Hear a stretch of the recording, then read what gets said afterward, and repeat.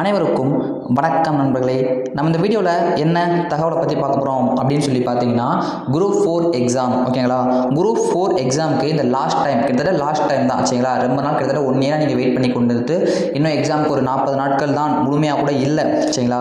40 நாட்கள் கூட முழுமையாக இல்லாத இந்த ஒரு நேரம் என்பது என்ன சொல்கிறது, லாஸ்ட் மினிட்ஸ் தான் சரிங்களா. ஸோ இந்த நேரத்தில் நீங்கள் எப்படி ஜிஎஸ் ப்ரிப்பரேஷன் பண்ணலாம், ஜிஎஸ் எப்படி அப்ரோச் பண்ணலாம், எப்படி படித்தா ஒரு என்ன சொல்கிறது, இப்போ ஜிஎஸ்ல 75 கொஸ்டின் கேட்குறாங்க அப்படின்னா நீங்கள் எப்படி ஒரு 45+ எடுக்கலான்றதுக்கு ஒரு ஐடியா சொல்கிறேன். என்னுடைய ஜிஎஸ் மார்க் உங்கள் எல்லாத்துக்குமே தெரியும். 75க்கு நான் 67 ஜிகே போட்டேன்னு நினைக்கிறேன். 73 ஜிகேக்கு சரிங்களா. ஸோ ஆல்ரெடி வீடியோ போட்டிருப்பேன். 67 65 போட்டிருந்தேன் சரி, 65 போட்டிருந்தேன் நினைக்கிறேன், எனக்கே மறந்துடுச்சு. ஸோ நான் 65 கன்ஃபார்ம் போட்டிருந்தேன் சரிங்களா. 73 கொஸ்டினுக்கு 8 ஜிகே இருந்தால் போட்டிருந்தேன். என்னுடைய ப்ரிப்பரேஷன் ஸ்ட்ராட்டஜியை நீங்களும் ஃபாலோ பண்ணீங்க அப்படின்னா கண்டிப்பாக நல்ல மார்க் ஸ்கோர் பண்ணலாம் சரிங்களா. இதை ஜிஎஸ் நான் சொல்லக்கூடிய கேளுங்க. எல்லாரும் ஒரு லைக் பண்ணிவிட்டு பார்க்க ஸ்டார்ட் பண்ணுங்கள். நியூவாக பார்க்குறவங்க சப்ஸ்கிரைப் பண்ணி வச்சுக்கோங்க. மிகவும் ஒரு முக்கியமான விஷயம் உங்களுக்கு நான் சொல்ல போகிறேன். யாருமே இந்த வீடியோ பார்த்துட்டு ஜிஎஸ் பற்றி கவலைப்படாதீங்க. ஃபஸ்ட்டு விஷயம் நண்பர்களே, இன்னும் எக்ஸாமுக்கு எத்தனை நாள் இருக்குது, 40 நாட்கள் இருக்குது சரிங்களா. ஸோ அப்போ இந்த 40 நாட்கள் தான் இருக்குது. இப்போ நம்ம எப்படி படிக்கணும் அப்படின்னு சொல்லி பார்த்தீங்கன்னா, அதாவது இந்த டயத்தில் போய்கிட்டு நான் எதுக்கு சிலபஸ் வச்சுக்கேன்னு சொல்கிறேன். இந்த டயத்தில் போய்கிட்டு 11th ஹிஸ்ட்ரி 12th ஹிஸ்ட்ரி சரிங்களா. அடுத்து என்ன எடுத்துக்கலாம், சயின்ஸு 6 to 10 சரிங்களா. இந்த geography 6 to 9th 11th 12th சரிங்களா. என்னடா இது நம்ம என்னென்னா படிக்கலாம் சொல்கிறேன்னு பார்க்குறீங்களா. இந்த மணிக்கு எடுத்து உட்காந்துக்கிட்டு நீங்கள் படிச்சுட்டு இருந்தீங்கன்னா உங்களால் கண்டிப்பாக கிளியர் பண்ண முடியாது, புரியுதா. ஸோ நான் என்ன சொல்ல வரேன் அப்படின்னு பார்த்தீங்கன்னா, அதாவது நண்பர்களே, ஃபஸ்ட்டு ஒரு விஷயம் தேர்ந்தெடுத்துக்கோங்க. மொத்தம் எதுலேருந்து அதிக கேள்விகள் கேட்குறாங்கன்னு பார்த்தோம்னா, நம்ம இந்திய பொருளாதாரத்தை 20 கேள்விகள், அதாவது பொருளாதாரம் தமிழ்நாட்டின் வளர்ச்சி, இதுவும் அதுபோல் யூனிட் 6லேருந்து 20 கேள்விகள். ஸோ நம்ம இந்த 20 கேள்விகள், இதில் 20 கேள்விகள், ஸோ இதில் 15 கேள்விகள், அதில் அரசியல் அமைப்பில் ஒரு 15 கேள்வி கேட்குறாங்க. நம்ம ஃபஸ்ட்டு ப்ரிப்பரேஷன் எதில் கொடுக்கணும் அப்படின்னு பார்த்தீங்கன்னா பாலிட்டி சரிங்களா. அதாவது யூனிட் 4க்கு ஃபஸ்ட் ப்ரிப்பரேஷன் கொடுங்க நண்பர்களே. மொத்தம் 15 கேள்விகள் கேட்குறாங்களா, அதில் 12 to ஒரு 13 வினாக்கள் சரிங்களா. 12 அல்லது 13 வினாக்கள் எங்கேருந்து வரும் கேட்டிங்கன்னா நம்மளுடைய ஸ்கூல் புக்கில் மட்டுமே வந்துடும். ஒரு 2 வினாக்களில் ஒரு வினா சிஏவாக இருக்கும், ஒரு வினா எப்படி இருக்கும் அப்படின்னா அவுட் ஆஃப் புக்காக இருக்கலாம் சரிங்களா. அப்போ சார் 12 வினாக்கள் சொல்கிறீங்க, எங்கேருந்து வரும் கேட்டிங்கன்னா 10 வினாக்கள் சரிங்களா நம்மளே. 10 வினாக்கள் 6லேருந்து 10 வரைக்கும், புரியுதுங்களா. 10 வினாக்கள் 6லேருந்து 10 வரை இருக்கக்கூடிய அரசியலமைப்பு பாடங்கள், புரியுதாங்களா நம்மளே. எங்கேருந்து வரும்னா 10th கான்ஸ்டியூஷன் ஒரு 3 லெசன் இருக்கும். அந்த லெசன்லேருந்து மட்டும் கிட்டத்தட்ட ஒரு 6லேருந்து 7 வினாக்கள் இடம்பெறும் நண்பர்களே சரிங்களா. அடுத்து 6th polity, 7th polity, 8th polity, 9th polity. ஒரு புக்குக்கு ஒரு கொஸ்டின் கேட்டால் கூட ஒரு 4 கொஸ்டின் ஆயிரும் சரிங்களா. அப்போ 11 வினாக்களுமே 6 to 10லே வந்துடும் என்பது உண்மை சரிங்களா.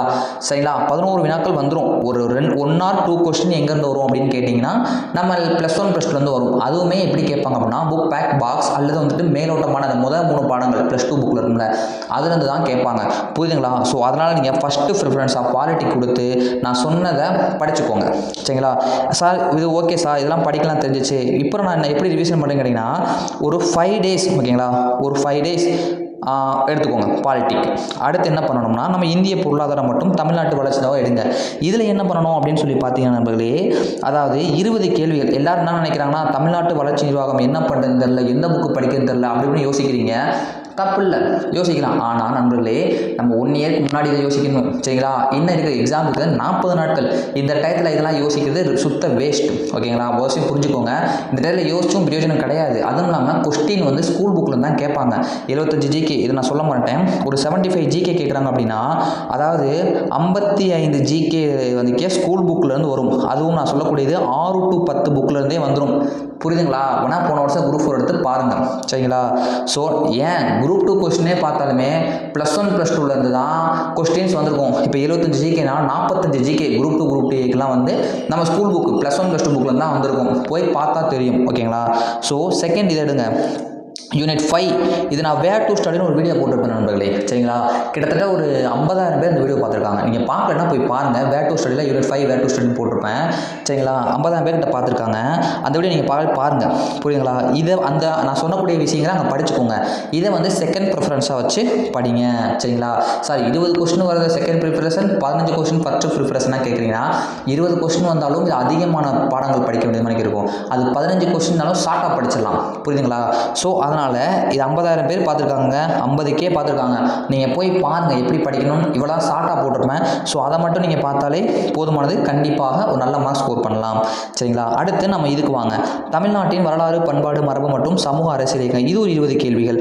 ஸோ இதுவும் எப்படி படிப்பதுன்னு போட்டிருக்கேன், சரிங்களா. வேர் டு ஸ்டடி போட்டிருக்கேன். ஆனால் இது எப்படி படிக்கணும் அப்படின்னு பார்த்தீங்கன்னா 10th நல்லா படிச்சுக்கோங்க, சரிங்களா. 6லேருந்து 10 வரைக்கும் நான் வேர் டு ஸ்டடி போடுங்க நண்பர்களே.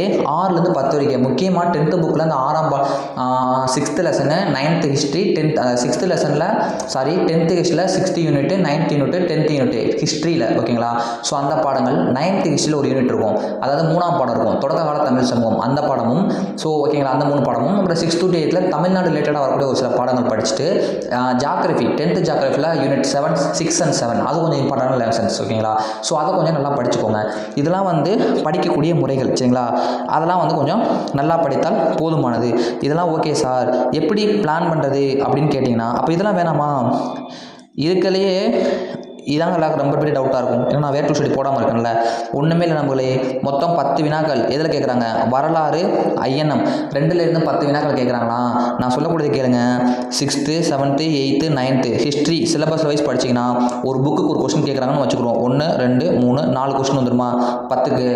10th ஐஎன்எம்லேருந்து கண்டிப்பாக 4 கொஸ்டினாச்சும் கேட்பாங்க, சரிங்களா. எப்பயுமே 10th 4ன்றது நான் ஷார்ட்டாக சொல்கிறேன். எப்பயுமே 6 கொஸ்டின் கேட்டுருவாங்க நம்ம, சரிங்களா. நீங்கள் இப்போதை பார்த்தா தெரியும் 6 கொஸ்டின் கேட்பாங்க. 10th 3 கொஸ்டின் கூட வச்சுக்கிறோமே. 3 கொஸ்டின் படிச்சோம்னா 7 கொஸ்டின் கன்ஃபார்ம் ஆயிரும், சரிங்களா. மிச்சம் 3 கொஸ்டின் எங்கேருந்து கேட்பாங்கன்னா +1 புக்லேருந்து ஒரு கொஸ்டின், +2 புக்லேருந்து ஒரு கொஸ்டின் கேட்பாங்க, சரிங்களா.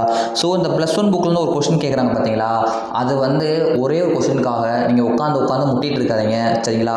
11th ரிவிஷன் தூக்கி போட்டுட்டு புக் பேக் பாக்ஸு போதும். நல்லா படிச்சிருக்கீங்களா, ஒரு recall, just recall. 1/2 an hour மேலே ஒரு பாடத்தை நீங்கள் படி. காமன் 1/2 an hour, ஆமாம் 1/2 an hour மேலே ஒரு +1 புக்கை நீங்கள் படிக்கக்கூடாது, சரிங்களா. ஒரு பாடத்தை அவ்வளோதான் படிக்கணும். மேலோட்டமாக கன்னடம் பாருங்கள், சரிங்களா. மிச்சபடி புக் பேக் பாக்ஸ் பாருங்கள் போதும். 12th புக்கில் ஒரு கொஸ்டின் கண்டிப்பாக பாக்ஸ் கொஸ்டினாக இருக்கும், இல்லாட்டி புக் கொஸ்டினாக தான் இருக்கும், சரிங்களா. ஸோ 9 கொஸ்டின் தயாராகிடும். ஒரு கொஸ்டின் வந்து பிக்யூ கேட்டுருவாங்க, அதாவது ப்ரீவியஸ் கொஸ்டின் ஏதாவது அவங்க கேட்டிருப்பாங்க, சரிங்களா.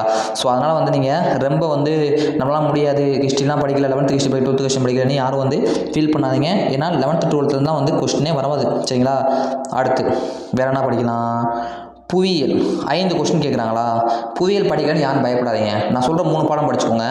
10th ஹிஸ்ட்ரியில் 10th ஜாகிரஃபியில் ஃபஸ்ட் லெசன், அப்புறம் வந்து 6th, 7th லெசன், சரிங்களா. இந்த 3 படிச்சிங்கன்னா 3 வினாக்கள் என்பது உறுதியாக வரும்.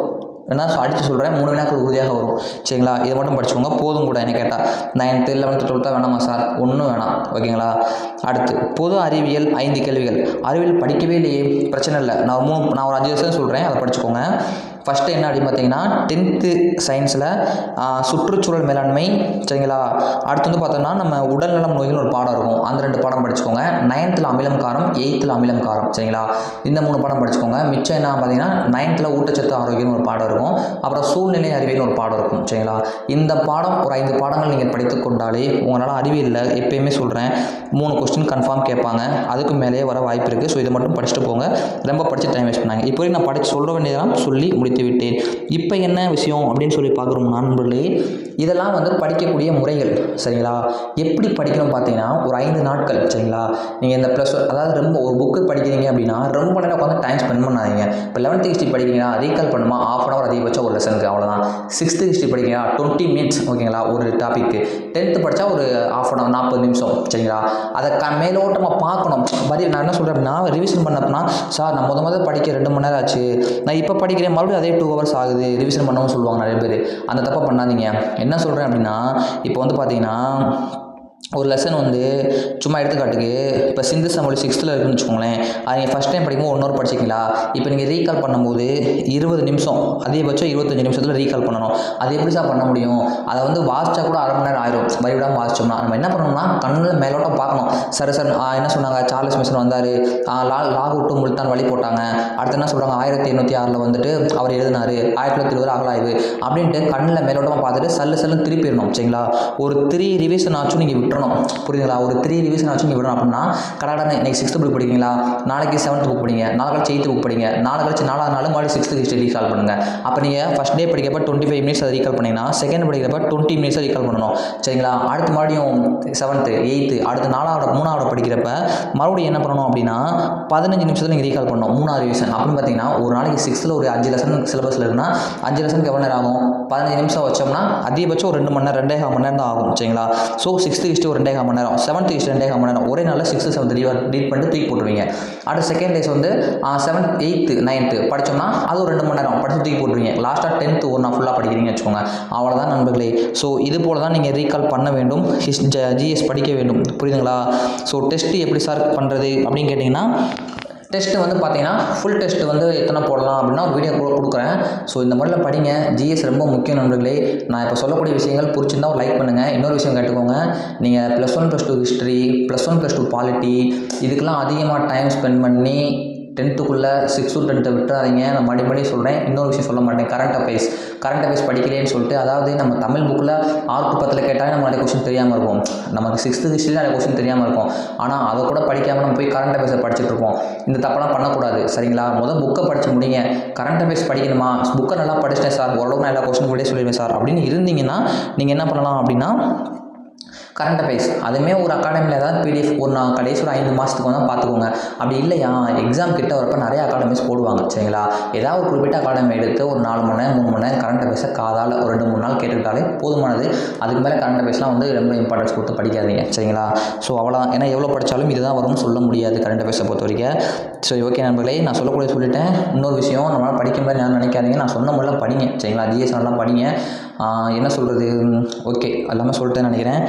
திரும்ப படிங்க, ரீகால் பண்ணுங்கள். நம்மளால் முடியாதுன்னு நினைக்காதீங்க. மேலோட்டமாக ரீகால் பண்ணுங்கள். உட்காந்து வரி வரியாக வாசிக்காதீங்க.